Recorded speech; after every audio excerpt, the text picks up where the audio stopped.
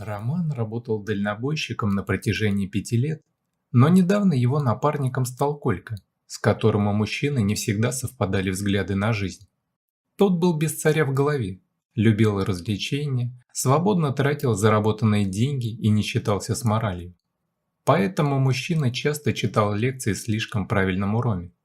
Он так же, как его прошлый напарник Федор, не имел вредных привычек, не играл в азартные игры, все делал по совести, даже не пользовался услугами девушек с трассы во время рейсов, храня верность жене.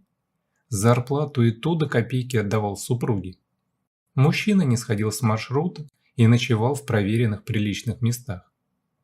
«Скучно ты живешь, Ромка», — говорил ему Коля, недовольно качая головой. «Ты здоровый мужик, деньги хорошие зарабатываешь, имеешь возможность втайне от жены покуролесить, а все трусишь». «Вообще-то это называется верность, если тебе знакомо такое слово», — спокойно отвечал Роман, не поддаваясь на провокации напарника. «Так ведь нельзя, не ценишь ты себя совсем. Старость настанет, а тебе и вспомнить нечего будет из лихих годков. Как решишься, только дай знать. Я тебе покажу все злачные места на маршруте, сам удивишься». «Чего ты ко мне прицепился? Завел шарманку с утра пораньше. Я не собираюсь ввязываться ни в какие авантюры и жене изменять тоже не стану. Она у меня женщина порядочная, заслуживает уважения». «А тебе откуда знать, чем она занимается, пока тебя неделями дома не бывает? Думаешь, ждет у окна, руки на коленках сложив? Тьфу ты, вообще ничего в бабах не понимаешь». Колька махнул рукой на коллегу Тугодум. «Нельзя же быть таким наивным. Знаешь, за такое схлопотать можно. Шутки шутками, а супругу мою не тронь». «Да понял, не кипятись». Несмотря на отношение к жене и непоколебимую верность, в браке с Софьей у Романа не все складывалось так, как они того ожидали. В деньгах не нуждались, дом был свой, ремонт, земельный участок, но чего-то не хватало. В доме не было слышно детского смеха, что угнетало супружескую пару. Характер у женщины был непростой, и недостаток женского счастья она компенсировала регулярными срывами на мужа. «В этом месяце опять жить не на что, все раздали на долги. Сколько я тебя просила подумать о подработке? Ты вон сколько сидишь дома без погрузки, хоть бы механиком каким устроился на техстанцию. Только просиживаешь время за компьютером или возишься с фурой своей. Прям жить без нее не можешь». «Сонь, ты же знаешь, сколько у меня уходит сил на то, чтобы ее постоянно чинить. Детали тоже стоят не 5 рублей. Нужно немного потерпеть. Скоро на фирме будет больше заказов. Шеф новый контракт подписал с несколькими фирмами. Все наладится». «Ты уже несколько месяцев так говоришь, а ничего не меняется», – ворчала на Романа неугомонная супруга. «Такое чувство, что все заказы уже разобрали. Один ты такой лопух. Ивановы вон в Турцию летали недавно, а мы даже Черноморским побережьем похвастаться не можем. Я все лето провела в огороде, согнувшись над грядками, и загар оттуда же. Хорошо живем, есть что рассказать друзьям». Язвительно заключила Софья и пошла на кухню разогревать обед. «Ну не горячись ты так». Муж поцеловал ее в плечо. «Скоро все изменится, обещаю». Возвращаясь из очередного рейса, Роман еще помнил недавнюю ссору с супругой и решил загладить свою вину, купив пышный букет ее любимых цветов и золотую цепочку. «Дорогая!» – весело крикнул он с порога в тишину родного дома. «Встречай мужа, смотри, что я тебе принес. Софья!» Ему никто не ответил. Мужчина разулся и стал обхаживать комнату за комнатой, понимая, что жены нет. В их спальне на кровати вместо нее мирно спала его бывшая возлюбленная Ирина, которую мужчина долго не мог забыть и считал главной любовью своей жизни. Никому прежде и после он не испытывал такой привязанности и заботы, как этой женщине. Даже Софья, ставшая его женой, не могла похвастаться полной заботой к себе со стороны супруга. Все ее вещи исчезли из дома, словно ее никогда тут и не было. «Не представляешь, как я удивился, увидев тебя здесь», – негромко сказал Рома, сидя в кресле в спальне, когда Ирина открыла глаза. «Даже посчитал себя сумасшедшим. Подожду тебя в зале». «Лучше на кухне», – сонно проговорила женщина, прячась под одеялом от нелепости их встречи. «Уже ведь время обеда». Рома послушно проследовал на кухню, накрывая стол, пока гостья приводила себя в порядок. «Прости за вторжение», — сказала женщина и поставила на плиту кастрюльку с тефтелями и вареной картошкой в соусе. «Будешь сок?» Она достала бутылку апельсинового сока из шкафчика, словно уже давно изучила все в этом доме и могла найти что угодно с закрытыми глазами. У меня голова пухнет от вопросов, которые не терпится задать. Куда же ты пропала 5 лет назад? И откуда ты вдруг в моем доме? Ну и главное, где моя жена? Ирина тяжело вздохнула и села напротив, так и не притронувшись к еде, пока говорила. Роман же не мог насладиться вкуснейшей пищей из-под ножа бывшей возлюбленной. Софья так никогда не умела. Мужчина не привык к ее пресной недоготовленной стряпне за все это время. Глупо было ожидать, что эта встреча пройдет легко, но я была готова к разговору, когда ехала сюда. Дело в том, начала Ирина по порядку, что 5 лет назад, когда мы еще были вместе, ко мне пришла Софья, пока ты был в рейсе. Она тогда была совсем юной и такой потерянной, разбитой, что от одного вида ее становилось жалко. Она плакалась мне и говорила, что безнадежно в тебя влюбилась. Но больше всего она переживала о вашем ребенке. Она пришла сказать, что беременна, но боялась рассказать тебе из-за меня. София боялась, что ты ее не примешь, и обещала уехать навсегда, если так и будет. Для меня это стало большим потрясением. И как бы я тебя не любила, я не вправе была ломать жизнь еще нерожденному малышу. Ведь без меня у тебя был шанс стать ему хорошим отцом, подарить полноценную семью. Я уехала сама, не сказав тебе ни слова, чтобы не сорваться и не поселить в тебе сомнения. На тот момент мне казалось, что так будет лучше. Должно было быть. Что за бред? У меня никогда не было детей. Горячо воскликнул мужчина, едва не подпрыгнув на месте от негодования. Я бы знала, она бы мне сказала. Да и я тоже не дурак, ну заметил бы. Тише, Ром. Ребенок у тебя все-таки есть. Дочка Машенька. Ей 4 годика. Неужели у нас? А почему ты раньше не сказала? Если бы не обстоятельства, я бы ни за что не потревожила бы вашу семью сегодня. Но когда я приехала сюда, я заметила Софью в компании какого-то лысого мужчины, который помогал ей собирать вещи. Она даже не постеснялась и впустила меня в ваш дом, чтобы показать собственный триумф. Она нагло рассмеялась мне в лицо, хвастаясь, что обманула меня тогда, а я, наивная, поверила в ее вранье с беременностью. Так какие обстоятельства тебя привели ко мне? Где Маша? Что с ней? Взволнованно спросил Роман, будучи под впечатлением от того, что у него все это время была дочь. Она больна. Ей требуется донор костного мозга, но я не подхожу, поэтому надеялась на твою помощь. Ты же не откажешь? Надломленно попросила Ира со слезами на глазах. Было видно, что болезнь дочери здорово ее подкосила. Да, конечно, сделаю все, что потребуется. Ты еще спрашиваешь. Вечер бывшие возлюбленные провели вместе, обсуждая прожитые порознь годы. Оказалось, оба почти не изменились. А главное, что каждый до сих пор не смог забыть те чувства, которые были между ними. Это замечалось в отношении друг к другу и внимании.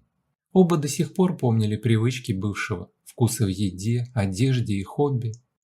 Ирина рассказывала, как сильно изменилась ее жизнь с появлением дочери, когда она оказалась разбитой после расставания с Романом, и как сложно было растить Машу в одиночку. Женщина всегда была нежной и многое прощала людям, не желая идти на конфликты, но жизнь сделала ее жестче и уверенней. Многие страхи остались при ней, но и прибавилось не меньше. С появлением ребенка ей пришлось стать храбрее, ведь рядом не было сильного мужского плеча, на которое она могла бы опереться. Вместе с тем она стала успешной бизнес-леди, передав дочь под присмотр няни, а сама делала карьеру в хорошей фирме, копя деньги на будущее для Маши. У Романа не произошло больших изменений. Он женился и приобрел дом, куда возвращался в надежде, что его любят и ждут. Но Софья всегда была им недовольна. Она из тех женщин, которым всегда и всего было мало. Она зависела от мнения подруг и хотела того же, что и у них. Жаль, что мужчина только сейчас понял, как несчастен был с ней столько лет. И если бы не ее выходка тогда 5 лет назад, Он мог бы быть рядом со своей возлюбленной и дочерью, чтобы вместе бороться с ее страшным недугом. Следующим утром Роман и Ирина поехали в больницу, где он тут же сдал все необходимые анализы на совместимость и те, что были необходимы для проведения операции. Женщина переживала, как пройдет знакомство отца и дочери, хотя она подготовила девочку к тому, что ее ждет встреча с папой. «Привет, я твой папа. Меня зовут Рома». Мужчина протянул руку крупноглазой девочке в больничной пижаме с котятами, и она пожала ее. Вид у малышки был болезненный. У него сжалось сердце от понимания того, как он был нужен им обоим все это время. «Ты пришел, чтобы помочь мне? Мама о тебе говорила и плакала», — призналась Маша. «Да, милая, я тебе помогу, и маме тоже, конечно». «Почему ты раньше никогда не приходил?» «У папы была важная работа, я не мог уйти, не доделав ее. Зато теперь я всегда буду рядом, не сомневайся». Врач вошел в палату и попросил обоих родителей выйти для разговора. Анализы были в норме, и Романа увели на подготовку к пересадке. Ира не могла успокоиться и нервно мерила шагами коридор перед операционной, дожидаясь новостей. Ей сообщили, что все прошло успешно. Оба пациента сейчас отдыхают и нуждаются в покое. Когда Роман пришел в себя, сестра помогла ему пересесть в коляску, и он поехал в палату к Маше. На ее кушетке сидела Ирина и целовала маленькие пальчики очнувшейся дочери. «А вот и наш папа!» – не сдержав слез, проговорила женщина. «Как ты, малыш, в порядке?» – спросил Рома, легонько щелкнув дочь по носу. «Врачи сказали, переживать не о чем. Вы оба в порядке, все позади. Теперь жизнь вернется в прежнее русло». «Ну уж нет», – покачал головой мужчина. «Теперь все будет по-новому». Вскоре Софья, которая радовалась, что обставила и мужа, и Ирину, получила документы на развод. Она подписала их незамедлительно, удивляясь, что Роман наконец проявил характер. После расторжения брака мужчина сделал то, на что должен был решиться еще давно. Сделал предложение Ирине. Свадьба была небольшой, но веселой. Мать Ромы обрадовалась, так как всегда видела в женщине жену своего сына. Малышка Маша, которая быстро пошла на поправку после операции, на торжестве выглядела как главная конкурентка невесты, нарядившись в пышное белое платьице. Свой первый танец молодожены танцевали с дочерью, кружа ее в воздухе. Вместе с прежним напарником Федором Роман открыл автомастерскую, где оба мужчины были сами себе хозяева. Дела шли хорошо, друзья были опытны в своем деле и не допускали недобросовестных работников к машинам клиентов. В браке с Ириной у мужчины родилось еще 2 мальчиков. С ними ответственная Маша, которая тогда уже ходила в школу, управлялась довольно ловко. Спустя 8 лет Роман встретил бывшую жену Софью с ее ухажером в своей автомастерской. Это была не первая его точка, бизнес приносил прибыль, что позволило друзьям расширить свое дело до 5 мастерских в городе. Мужчина Сони отчаянно торговался с одним из сотрудников о цене ремонта своей старенькой иномарки. Он просил ставить самые дешевые и простые детали, объясняя, что качественный ремонт автомобиля они не потянут. Софья скривилась, когда Роман вышел из своего кабинета в деловом костюме и прошел мимо к новому сверкающему автомобилю, выезжая с работы. «Это что, ваш начальник?» – спросила она у автомеханика. «Да, это Роман Владимирович, основатель сети наших мастерских». «Угораздило же меня уйти от него. Ты даже машину содержать не можешь, такой жалкий!» Раздраженно сказала она своему мужчине и вышла на улицу. Если вам понравился рассказ, просьба поддержать меня кнопкой палец вверх. А чтобы узнавать о выходе новых интересных историй, при подписке нажмите колокольчик. Всего вам доброго. All right, everyone's presentations are done. Nick, the manager, said as he tried to move the discussion forward. Excuse me, I haven't. I recently found out something. Nick interrupted me and began to speak. There's apparently someone in this department who didn't graduate high school and is just a part-timer. Meetings should be for employees only. Absolutely right. His lackey, Mike, of course, agreed with Nick. I'm leaving. After leaving the meeting room, I started to shut down my computer. I noticed that an email had arrived, not in my personal inbox, but in the company's shared email. Thinking, there's no point in speaking up, no one will listen, I went home quietly. The next day, I heard a commotion from Nick's desk. He was staring at his computer screen, his face pale. "Nick, is something wrong?" Mike looked at the screen with him. And he turned even paler than Nick. Why is he so angry? Knowing the reason for Mike's distress, I thought to myself, serves them right. My name is Adam. My mother passed away when I was in the 9th grade, and I was raised by my father. Well, you could hardly call it being raised. After my mother passed, my father changed. He drowned his sorrows in alcohol, and though he still went to work, he squandered our living expenses on horse racing. Because of that, I had to start working part-time as soon as I entered high school. Every month, I went to the convenience store with bills in hand that couldn't be auto-deducted from my father's account.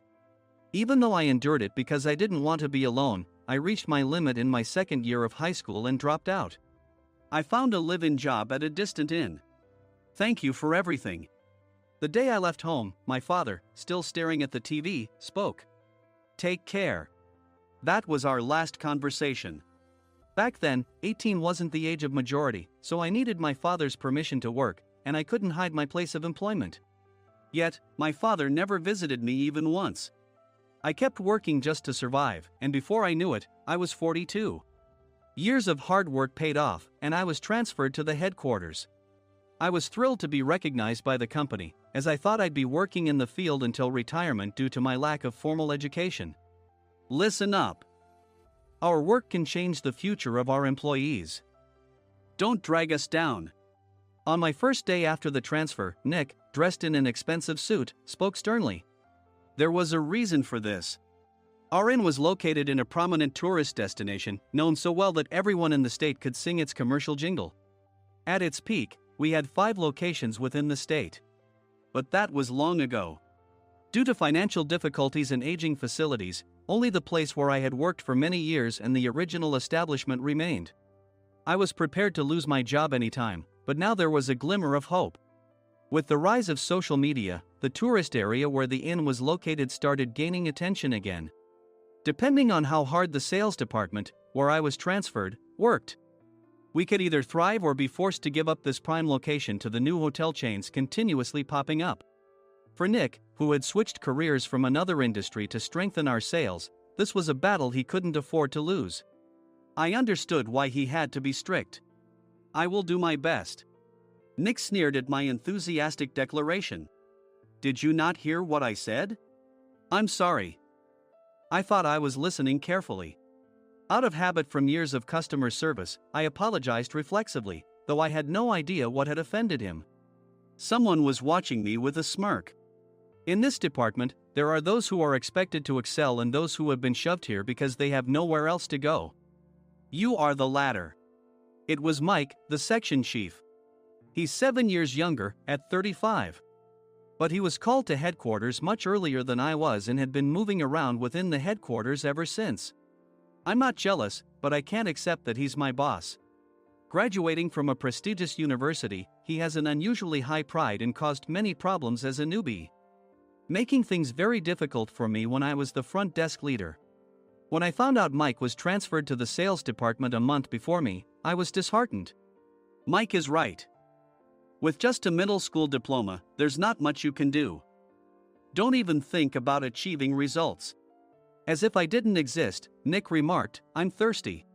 Mike eagerly ran to the coffee maker. It seems Mike is Nick's lackey. I regretted being happy about my transfer to headquarters, wishing I had stayed on site forever. Send a direct mail to every company on this list by the end of the day. Nick only assigned me tasks that even a new graduate could handle. What? There are over 1,000 companies. You want me to send to all of them by today? Yes, if you and your fellow misfits split the work, even those with nowhere else to go should finish by today. I glanced at the employees typing away expressionlessly. They were worn out from customer service, only thinking about leaving on time, or were women reassigned after having children, with zero motivation for work. Even Sam, a new graduate from the same university as Mike, who was supposed to be among the expected achievers, had no enthusiasm for the job. having joined the company wanting to do customer service. I don't care what they say, I plan to quit anytime, he said. Only Nick and Mike were highly motivated, making all the decisions between the two of them. I originally only wanted to work at the inn to survive and had no particular attachment to this job. I swallowed my words, thinking I had no right to reprimand them. About a month after the transfer, Nick told us with a frustrated look. To commemorate the 50th anniversary, we've decided to create a plan exclusive for one group per day. Originally, Mike and I were supposed to come up with it, but our president, Mr. Thompson, insists on hearing everyone's opinions. So, you all get a chance. As Nick explained, Mike began handing out prints. Make sure not to embarrass Nick. If your ideas are half-baked, you'll have to redo them. It seemed that they had printed his handwritten notes by Mr. Thompson, which included several questions and a section for free responses. It made sense why Nick had to seek our input, given that all responses had to be submitted to Mr. Thompson. We were given a week to think about it, and a meeting was scheduled to compile our ideas. My plan is to let guests enjoy both the old and modern America. Nick began the presentations. Guests would watch a master confectioner at a nearby traditional sweet shop make sweets in front of them. The welcome drink would be premium tea in a bottle. Nick's plan was certainly attractive. After his presentation, Nick called on us to present in the order we were seated. Just as I stood up for my turn. All right, everyone's presentations are done. Excuse me, I haven't. I recently found out something. Nick interrupted me. There's someone in this department who didn't graduate high school and is just a part-timer. He was likely talking about me. I joined the company as a part-timer and was made a full-time employee when I turned 20. That was 20 years ago, so Nick and Mike probably had no chance to know until recently. Meetings should be for employees only. Absolutely right. After that, Nick kept creating opportunities to solicit everyone's opinions, purposefully excluding me from speaking. The meeting unexpectedly heated up and went past the scheduled end time. A few people asked to leave, and the discussion continued with the remaining few. Still here? Normally, you'd leave in that situation. Though I had no attachment to the job initially, hearing kind words from customers made me want to make them happier. For someone like me, with nowhere to go, the inn was my home and customer service was my life. I felt pathetic about my current self. I'm leaving. I left the conference room and started shutting down my computer. I noticed an email had arrived, not in my personal inbox, but in the company's shared email. Thinking no one would listen to what I had to say anyway, I quietly went home. The next day, while preparing the DM as instructed, I heard a commotion from Nick's desk. In his haste to stand up, he hit his knee on the desk. He stared at his computer screen, his face pale. Nick! What's wrong? Mike, thinking he should be the first to rush over, approached Nick while still wearing his coat. He peered at the screen with Nick. And he turned even paler than Nick. Why is he so angry? Who is responsible for this company? Nick, more irritated than ever, asked, and Mike answered without checking. Probably Sam. Sam wasn't there because he was attending a morning training session for new hires. Nick gave up on getting angry and returned his gaze to the screen. They were looking at an email that arrived right after the end of the working day yesterday. Apparently, no one, including me, had checked it before leaving. The email was from a large company that used us for their annual employee trips. The president and executives of that company also frequently used our services personally. President of the company, Mr. Mason himself, had declared that neither he nor his company would ever use our services again. Well, some companies cancel their employee trips or stop using our services due to financial struggles. Let's just move on. Mike kept wiping the sweat from his forehead with a handkerchief. Knowing why Mike was so agitated, I quietly watched their interaction. Do you know how much revenue we get from that company? We can find other guests to fill the rooms, but we'll lose the banquet costs, gift shop revenue, rental car fees, and more. Moreover, the gifts were supposed to be prepared by the traditional confectionery shop involved in Nick's proposed plan.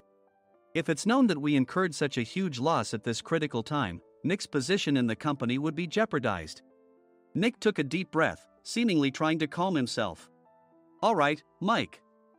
Go to New York right now and apologize to Mr. Mason. What? you're coming with me, right? I have urgent work to do. I trust you, which is why I'm entrusting this to you. Please. Mike, believing Nick's sincerity, agreed with a determined look on his face, saying, yes. That's Nick for you. Even if Mike went to apologize, Nick would shift all the blame onto him if the client didn't change their mind. Well, it was Mike's fault to begin with, so it served him right. About 3 hours later, Sam answered a call from somewhere and repeatedly apologized, saying, I'm very sorry. Everyone watched to see what was happening. After ending the call, he informed Nick with a weary tone. When Mike arrived at the client's company, he only made things worse, further infuriating Mr. Mason. He was demanding, get his boss here immediately. It was no wonder Sam was exhausted, dealing with such a call right after returning from training. What is that idiot doing? Alright, Adam, you're coming with me. If sacrificing Mike didn't work, then I must be next. Normally, I'd want to refuse at all costs, but I saw an opportunity in this situation. If I can be of assistance, I'd be happy to join you. I obediently followed Nick, and we flew to New York. When we introduced ourselves at the reception, it became clear how serious the situation was, as the receptionist personally escorted us to the president's office. Angry voices leaked through the door, making both Nick and me uneasy. Excuse me. I'm Nick, the supervisor. I understand my subordinate has caused you trouble, and I deeply apologize. Nick, with his experience in the corporate world, knew enough to offer an apology before excuses. However, his customer service skills left much to be desired. I sighed as I saw Mike trembling like a small dog in the corner of the room. What kind of training are you giving your subordinates? Mr. Mason glared at Nick with a red face. The intensity of his gaze made even Nick take a step back. Regrettably, I joined this company only 2 years ago and was unaware of Mike's issues. I should have identified his shortcomings sooner. Indeed. I should have realized sooner. No sensible person would come to apologize and then give a lengthy presentation on the drawbacks of not using their in. Nick froze, his mouth slightly open. Suspecting the worst, I picked up the documents that had fallen to the floor. It seemed Mike hastily prepared these documents on the plane, listing the disadvantages. Disadvantage 1: if you change the venue for the company trip, employees might suspect it's for cost-cutting reasons, leading to a negative impression. Reading it aloud half-jokingly, Nick snatched the papers from my hand and checked the contents with a furious expression. Among the stack of documents was a receipt from a nearby convenience store's copy machine. I felt a pang of dread, hoping he hadn't shown the receipt as well. What do you think he said when I asked what kind of nerve he had to do this? I'm very sorry. Faced with the dire situation, Nick must have thought there was nothing left to do but apologize. In a voice smaller than I'd ever heard from him, he uttered words of apology. He said, I'm a Harvard graduate. I don't believe I said anything wrong. Mike, what have you done? Forgetting his plan to pin the blame on Mike, Nick yelled loudly, even in front of Mr. Mason. I didn't do anything wrong. You're still saying that? Look at him. Mike pointed at me with a shaking hand. I was assigned to headquarters in my 20s and now I'm a section chief. This guy only made it to headquarters at 42. Everything I've done proves I was right. So why are we losing the contract? Having said his piece, Mike collapsed to the floor. Of course. You were sent there because you had nowhere else to go. Mike never expected to hear such words from someone he looked down upon. He lunged at me, and Nick hurriedly stepped in to stop him. Mr. Thompson told me Mike is a quick thinker, and to take good care of him. There's no way he was pushed aside. Don't make things worse here. He didn't say quick thinker, he said only quick-witted, didn't he? I don't remember that part. I recalled the many troubles Mike caused when he was a newbie. When Mike was on the front line, his pride was so high that he never apologized to customers. Customer service, especially in our job, doesn't work alone. It brings both good and bad situations. If the front staff or housekeepers made mistakes, or the cleaning company didn't properly clean a room, one had to apologize to the customers regardless of personal fault. Mike, in such situations, would never apologize, insisting he wasn't at fault. This often angered customers, and as the front desk leader, I frequently had to apologize on his behalf. He caused complaints and disrupted operations, which is why he was quickly moved to headquarters. In departments where he didn't interact directly with customers, his quick thinking was beneficial and things went well. But it seemed his flaws were starting to show. Corporate reservations are supposed to be entered into the system by the sales representative. But a quick check yesterday revealed that more than 10 items were missing from the client's reservation. The handover document clearly stated what needed to be prepared. Why didn't you enter it into the system? Why do we have to give them special treatment? Filling rooms near the banquet hall, setting up all the food in advance. Specifying the brand of wine, they're too demanding. No wonder he always angered customers, I thought, feeling a headache coming on. Grouping them in rooms near the banquet hall is for our benefit too. It makes it easier for the staff to set up beds and serve breakfast since everyone's schedule is synchronized. As for the other requests, Mr. Mason suggested them to lighten our load. I didn't know that. Nick finally seemed to realize that Mike was the one who had angered the client. What did you say to them? I just told them we wouldn't give them special treatment anymore. We shouldn't waste effort on things that don't bring in money. I was utterly exasperated at his lack of understanding of customer service. Of course, we shouldn't comply with unreasonable demands. But carrying over successful practices from past stays makes customers feel remembered and enhances their experience. Good memories encourage repeat visits. That's part of our job. I looked down at Mike, who was sitting on the floor. In our job, nothing is a waste.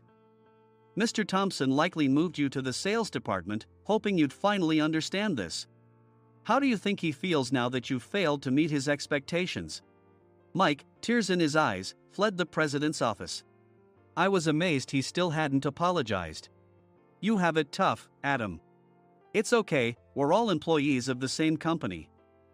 I deeply apologize for this disrespectful incident.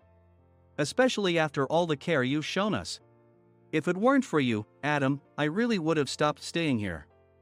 When I heard you were moving to the sales department, I was willing to reconsider if you handled it. Seeing us talk so amicably, Nick's face contorted. Do you two know each other? Adam's service is excellent. I always requested him specifically. Normally, we don't accept specific staff requests, but we made an exception for Mr. Mason, adjusting my shifts accordingly. He had personally stayed at our hotel just before my transfer, and during casual conversation, I mentioned, I'm moving to the sales department soon. If I hadn't told him then, things could have been much worse. Please continue to take care of us. I look forward to it. On the return flight, Nick awkwardly offered me a can of beer. It's still working hours. Of course, I had no intention of forgiving him for a single beer. Nick might try to pin everything on Mike and avoid any consequences. While pondering this, a startling fact came to light. Nick, the tea bottles for the plan have arrived. I handed Nick a bottle labeled with our inn's name. They look good. What are you talking about? These are plastic bottles. I had assumed we would use the trendy, high-end bottling tea. But what arrived were ordinary plastic bottles of tea with customized labels. The only unique aspect was the label, which had the inn's name, making it look customized. Upon further investigation, I discovered that a substantial amount of money was set to be paid to the tea company. It was priced like bottling tea. Does this plastic bottle really cost $100 each? The tea inside is specially blended for us. The extra cost is for that. Wouldn't it be better to use another tea company? Or is there a specific reason we must use this one? As Nick continued to make excuses, I showed him a printed email. I informed the tea company's president, Mr. Mitchell, that we discovered irregular payments and he confessed. He said you two were high school classmates and planned to split the extra money.